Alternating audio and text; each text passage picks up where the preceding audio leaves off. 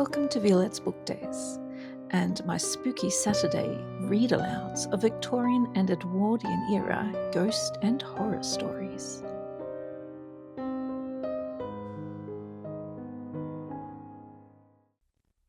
Hello and welcome. My name's Violette, and tonight is the first episode of my Spooky Saturday Read-Alouds, where I'll be reading to you mostly Victorian and Edwardian ghost and horror stories. So they'll be short stories, so maybe at a later stage might delve into some novels. In tonight's first episode, I'll be reading a story by Edward Frederick Benson, who was also known as E.F. Benson. And I read this story last month in October, and I quite liked it. But I think Benson's definitely one I'll be returning to quite often, maybe even reading almost all of his to you eventually. So this particular story is called How Fear Departed from the Long Gallery. And by the way, I'm reading from this lovely collection here called Night Terrors. Let's see.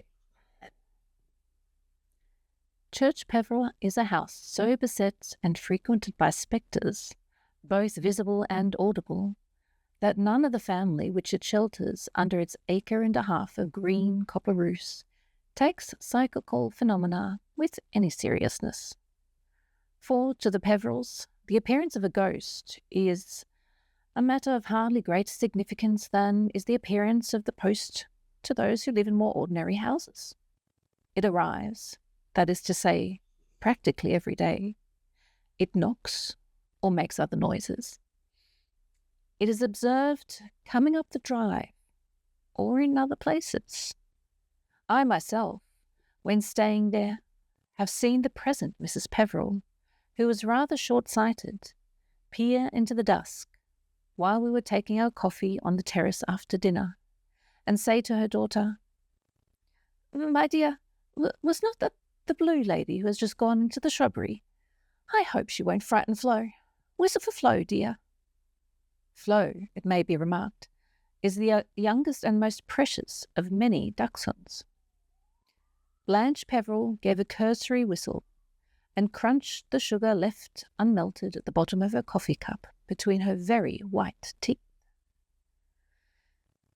"Oh, darling, Flo isn't so silly as to mind," she said. "Poor blue Aunt Barbara is such a bore. Whenever I meet her, she always looks as if she wanted to speak to me, but when I say, 'What is it, Aunt Barbara?' she never utters, but only points somewhere towards the house, which is so vague. I believe there was something she wanted to confess about 200 years ago, but she has forgotten what it is." Here Flo gave 2 or 3 short, pleased barks, and came out of the shrubbery wagging her tail, and capering round what appeared to me to be a perfectly empty space on the lawn. "There, Flo has made friends with her," said Mrs. Peveril. "I wonder why she dresses in that very stupid shade of blue."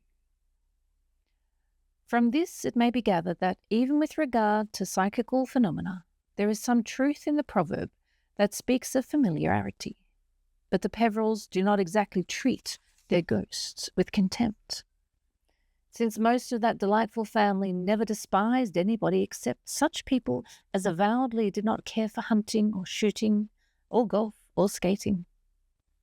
And as all of their ghosts are of their family, it seems reasonable to suppose that they all, even the poor blue lady, excelled at one time in field sports.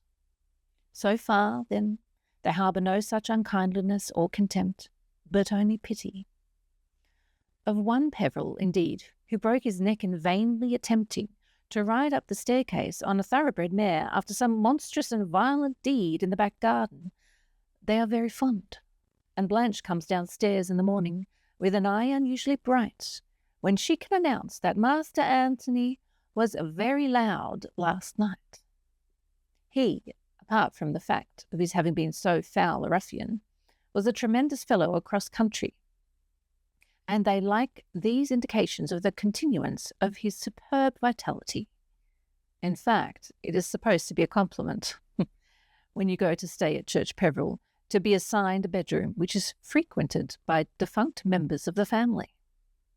It means that you are worthy to look on the august and villainous dead, and you will find yourself shown into some vaulted or tapestried chamber, without benefit of electric light, and be told that great-great-grandmamma Bridget occasionally has vague business by the fireplace, but it is better not to talk to her, and that you will hear Master Anthony awfully well if he attempts the front staircase any time before morning. There you are left for your night's repose, and, having quakingly undressed, begin reluctantly to put out your candles. It is draughty in these great chambers, and the solemn tapestry swings and bellows and subsides, and the firelight dances on the forms of huntsmen and warriors and stern pursuits. Then you climb into your bed, a bed so huge that you feel as if the desert of Sahara was spread before you, and pray, like the mariners who sailed with St. Paul for day. And all the time you are aware that Freddie and Harry and Blanche, and possibly even Mrs. Peveril, are quite capable of dressing up and making disquieting tappings outside your door, so that when you open it, some inconjecturable horror fronts you.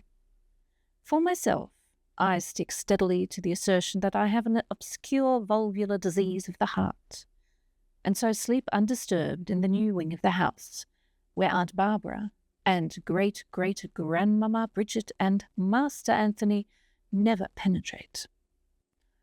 I forget the details of great-great-grandmamma Bridget, but she certainly cut the throat of some distant relation before she disembowelled herself with the axe that had been used at Agincourt. Before that, she had led a very sultry life, crammed with amazing incident. But there is one ghost at Church Peveril at which the family never laugh, in which they feel no friendly and amused interest, and of which they only speak as much as is necessary for the safety of their guests. More properly, it should be described as two ghosts, for the haunt in question is that of two very young children, who were twins. These, not without reason, the family take very seriously indeed. The story of them, as told me by Mrs. Peveril, is as follows. In the year 1602, the same being the last of Queen Elizabeth's reign, a certain Dick Peveril was greatly in favour at court. He was brother to Master Joseph Peveril, then owner of the family house and lands, who 2 years previously, at the respectable age of 74, became father of twin boys, firstborn of his progeny. It is known that the royal and ancient version had said to handsome Dick, who was nearly 40 years his brother's junior, "'Tis pity you are not master of Church Peveril," and these words probably suggested to him a sinister design.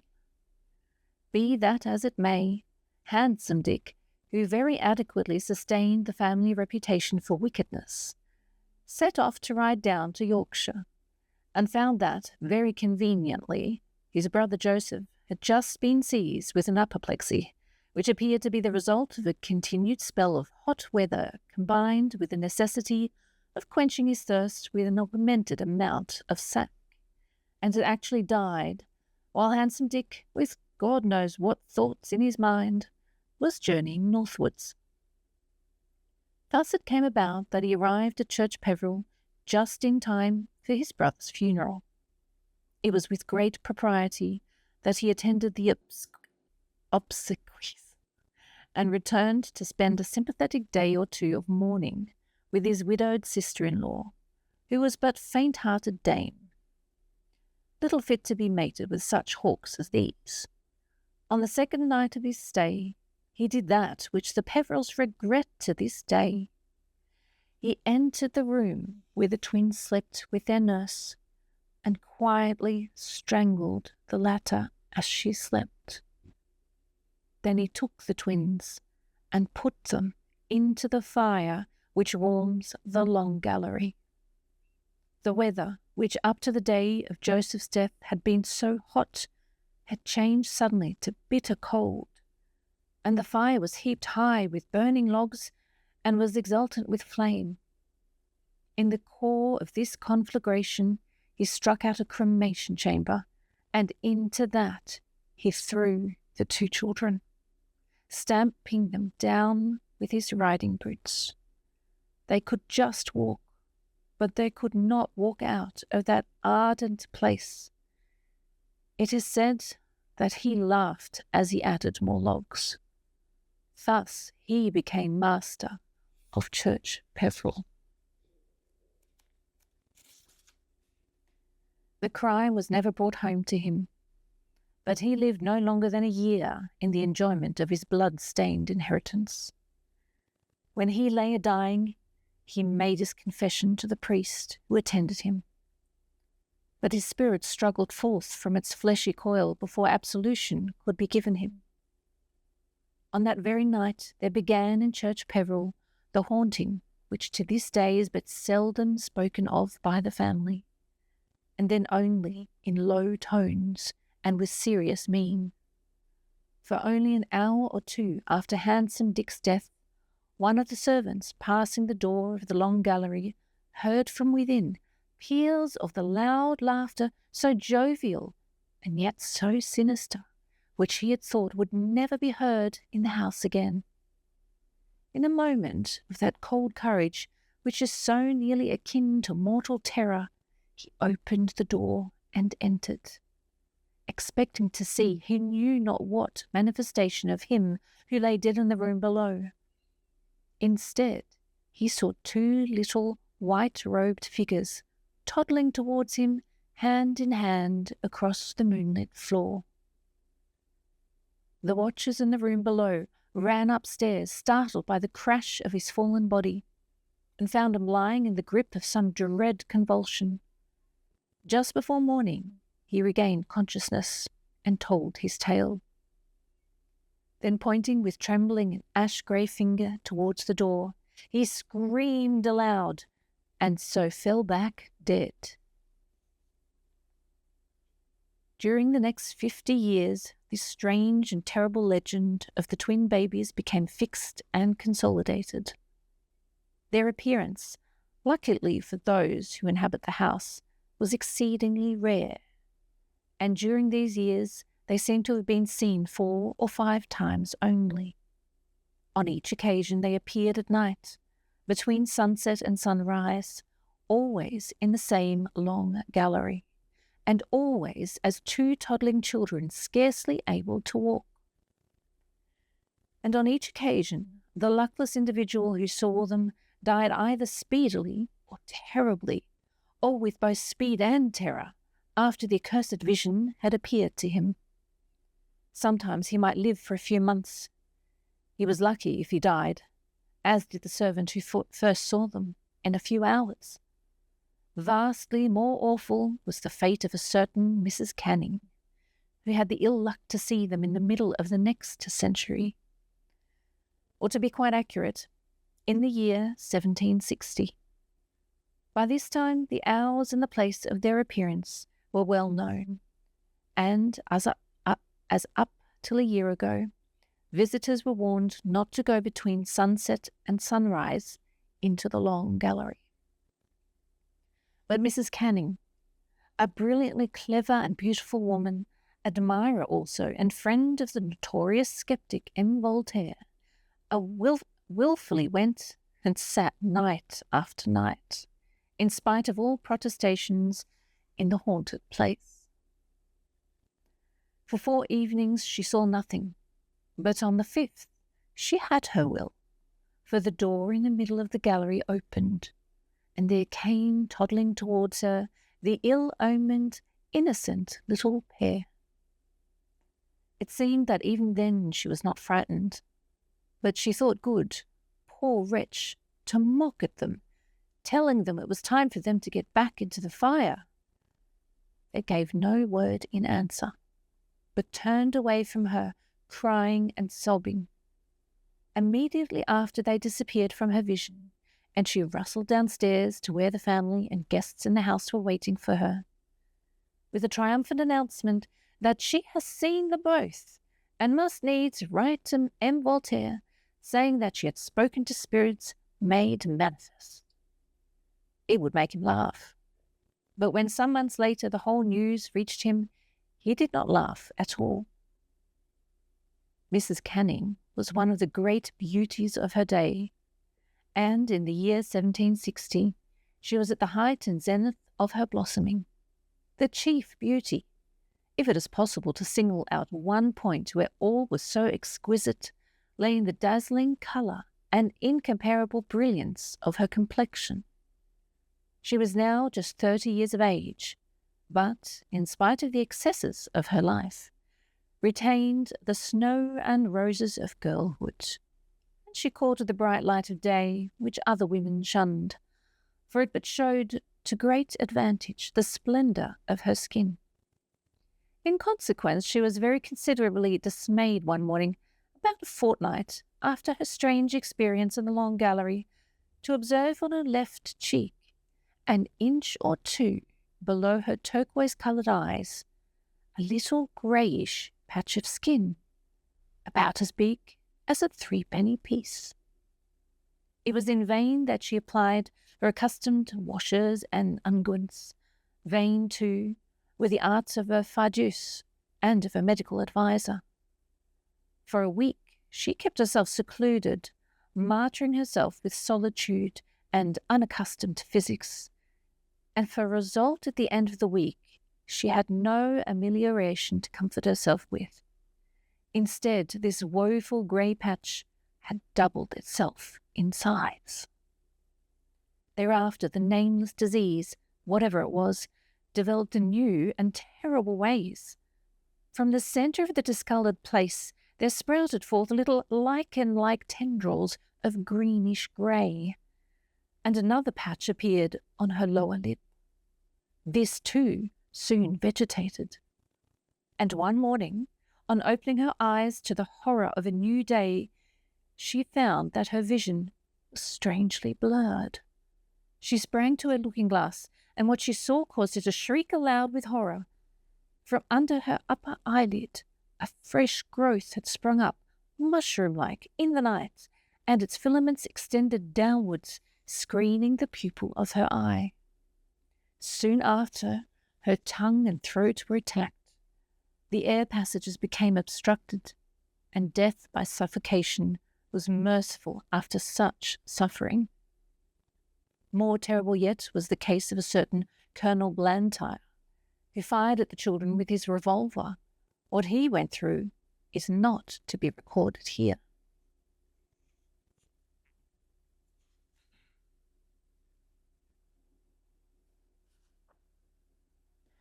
It is this haunting, then, that the Peverils take quite seriously, and every guest on his arrival in the house is told that the long gallery must not be entered after nightfall on any pretext whatsoever. By day, however, it is a delightful room, and intrinsically merits description, apart from the fact that the due understanding of its geography is necessary for the account that here follows. It is full 80 feet in length, and is lit by a row of 6 tall windows overlooking the gardens at the back of the house. A door communicates with a landing at the top of the main staircase.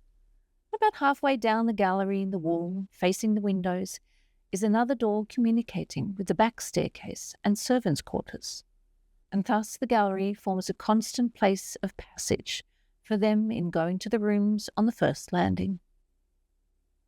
It was through this door that the baby figures came when they appeared to Mrs. Canning, and on several other occasions they have been known to make their entry here, for the room out of which handsome Dick took them lies just beyond at the top of the back stairs.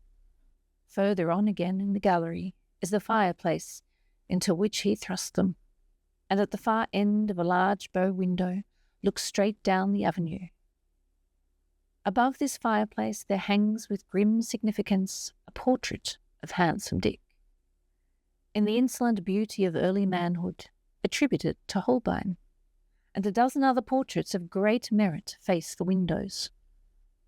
During the day this is the most frequented sitting-room in the house, for its other visitors never appear there then, nor does it then ever resound with the harsh, jovial laugh of Handsome Dick, which sometimes, after dark has fallen, is heard by passers-by on the landing outside.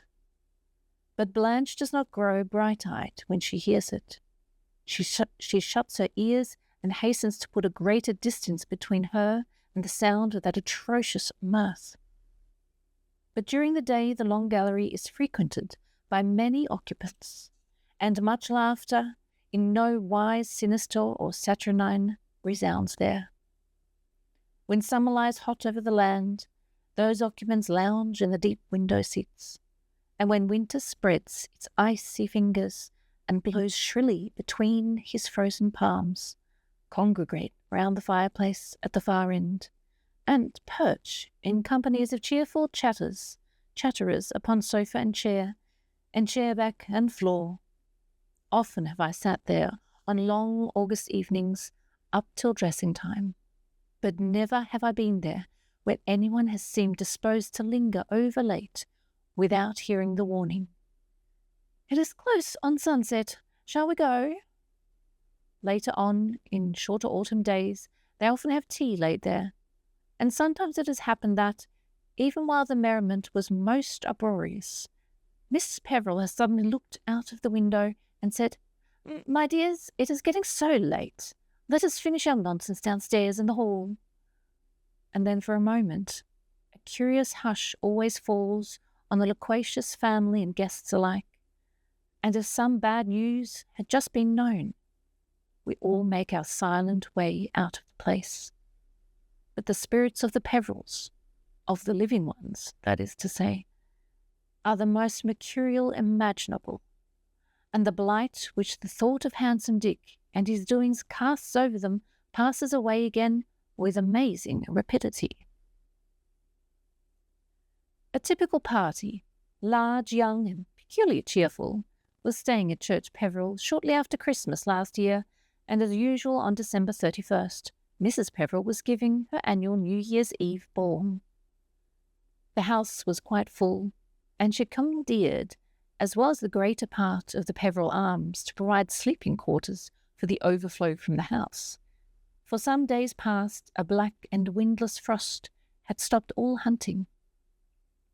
But it is an ill windlessness that blows no good, if so mixed a metaphor may be forgiven, and the lake below the house had for the last day or two been covered with an adequate and admirable sheet of ice. Everyone in the house had been occupied all the morning of that day and performing swift and violent manoeuvres on the elusive surface. And as soon as lunch was over, we all, with one exception, hurried out again. This one exception was Madge Dalrymple, who had had the misfortune to fall rather badly earlier in the day, but hoped, by resting her injured knee, instead of joining the skaters again, to be able to dance that evening. The hope, it is true, was the most sanguine sort, for she could but hobble ignobly back to the house. But with the breezy optimism which characterizes the Peverils, she is Blanche's first cousin, she remarked that it would be but tepid enjoyment that she could, in her present state, derive from further skating, and thus she sacrificed little, but might gain much. Accordingly, after a rapid cup of coffee, which was served in the long gallery, we left Madge comfortably reclined on the big sofa at right angles to the fireplace, with an attractive book to beguile the tedium till tea. Being of the family, she knew all about Handsome Dick and the babies, and the fate of Mrs. Canning and Colonel Blantyre. But as we went out, I heard Blanche say to her, "Don't run it too fine, dear." And Madge would reply, "No, I'll go away well before sunset." And so we left her alone in the long gallery. Madge read her attractive book for some minutes, but failing to get absorbed in it, put it down and limped across to the window. Though it was still but little after 2, it was but a dim and uncertain light that entered, for the crystalline brightness of the morning had given place to a veiled obscurity produced by flocks of thick clouds, which were coming sluggishly up from the northeast. Already the whole sky was overcast with them, and occasionally a few snowflakes fluttered waveringly down past the long windows.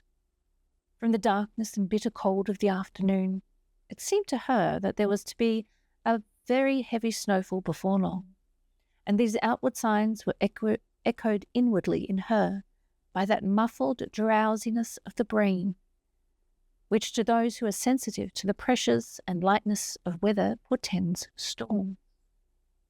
Madge was peculiarly the prey of such external influences. To her, a brisk morning walk gave an ineffable brightness and briskness of spirit, and correspondingly the approach of heavy weather produced a somnolence in sensation that both drowsed and depressed her. It was in such mood as this that she limped back again to the sofa beside the log fire. The whole house was comfortably heated by water pipes.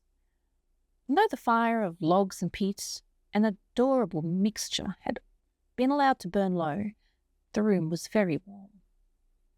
Idly she watched the dwindling flames, not opening her book again, but lying on the sofa with face towards the fireplace, intending drowsily and not immediately to go to her own room and spend the hours until the return of the skaters, made gaiety in the house again, in writing one or two neglected letters. Still drowsily, she began thinking over what she had to communicate. One letter, several days overdue, should go to her mother, who was immensely interested in the psychical affairs of the family. She would tell her how Master Anthony had been prodigiously active on the staircase a night or two ago, and how the Blue Lady, regardless of the severity of the weather, had been seen by Mrs. Peveril that morning, strolling about. It was rather interesting. The Blue Lady had gone down the Laurel Walk, and had been seen by her to enter the stables, where, at the moment, Freddie Peveril was inspecting the frost-bound hunters. Identically then, a sudden panic had spread through the stables, and the horses had whinnied and kicked and shied and sweated. Of the fatal twins, nothing had been seen for many years past. But, as her mother knew, the Peverils never used the long gallery after dark. Then for a moment she sat up, remembering that she was in the long gallery now. But it was still but a little after 2:30, and if she went to her room in half an hour, she would have ample time to write this and another letter before tea. Till then she would read her book. But she found she had left it on the window-sill, and it seemed scarcely worth while to get it. She felt exceedingly drowsy. The sofa where she lay had been lately recovered, in a greyish-green shade of velvet, somewhat the colour of lichen. It was a very thick, soft texture, and she luxuriously stretched her arms out, one on each side of her body, and pressed her fingers into the nap. How horrible that story of Mrs. Canning was! The growth on her face was the colour of lichen, and then without further transition or blurring of thought, Madge fell asleep. She dreamed. She dreamed that she awoke and found herself exactly where she had gone to sleep, and exactly the same attitude.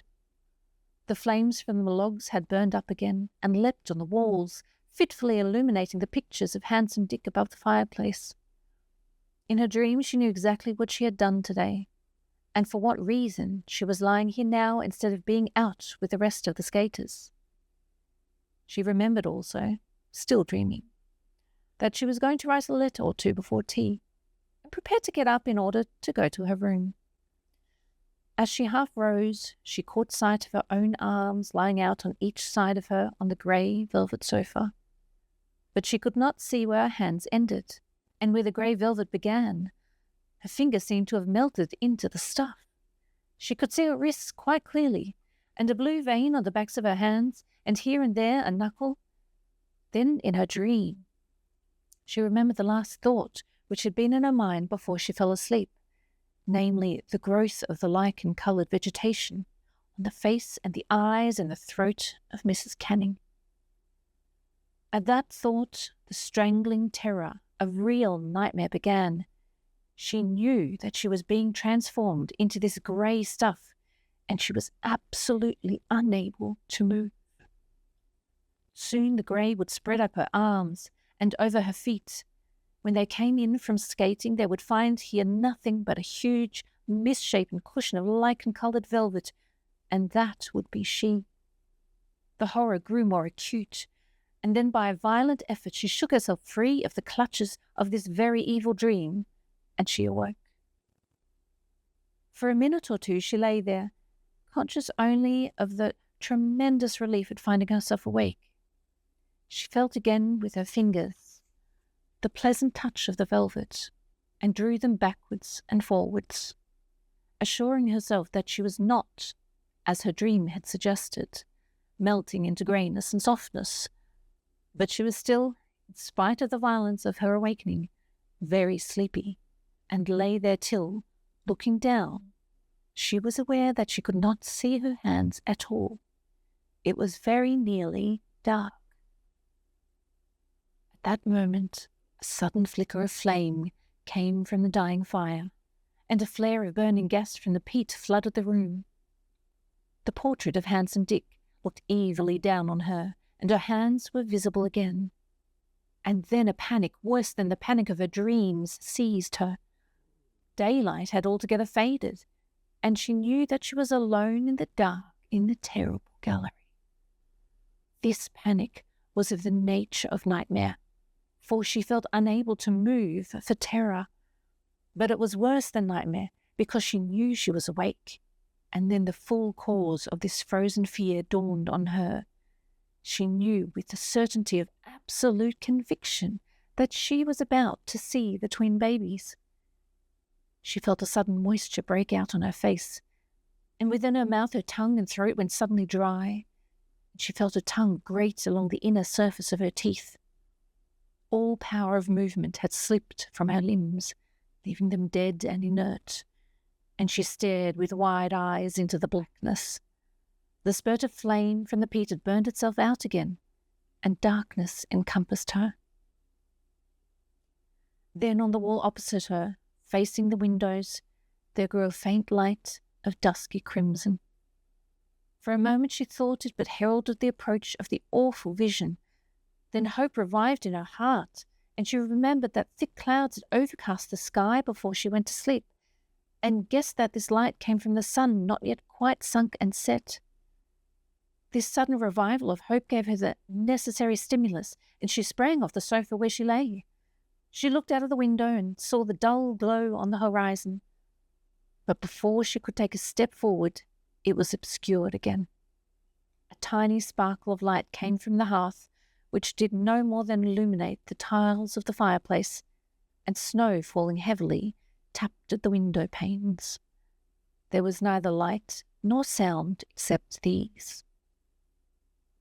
But the courage that had come to her, giving her the power of movement, had not quite deserted her, and she began feeling her way down the gallery. And then she found that she was lost.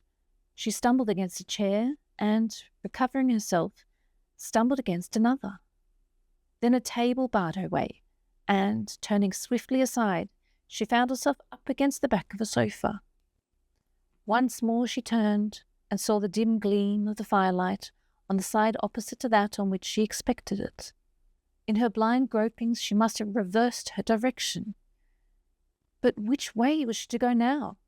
She seemed blocked in by furniture, and all the time insistent and imminent was the fact that the two innocent, terrible ghosts were about to appear to her.